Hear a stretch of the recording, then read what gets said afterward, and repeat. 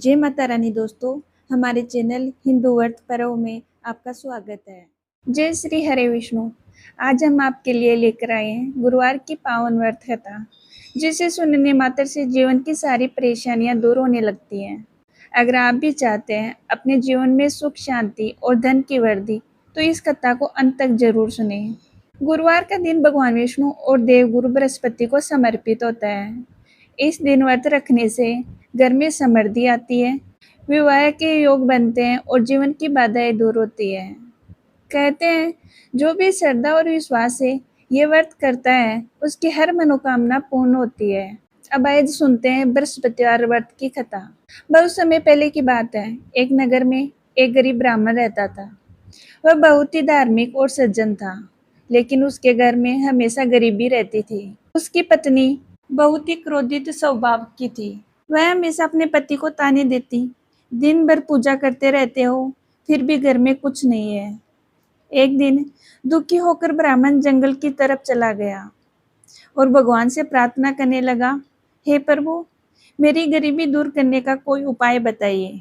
तभी वहां एक तेजस्वी साधु प्रकट हुए। वह कोई और नहीं, देवगुरु बृहस्पति थे। उन्होंने कहा, हे ब्राह्मण, यदि तुम हर गुरुवार का व्रत करोगे और कथा सुनोगे तो तुम्हारे जीवन के सारे कष्ट दूर हो जाएंगे। ब्राह्मण ने सच्चे मन से व्रत शुरू कर दिया। धीरे धीरे उसके घर में बदलाव आने लगा। घर में धन आने लगा, खुशियां बढ़ने लगी, लेकिन उसकी पत्नी को यह सब अच्छा नहीं लगा।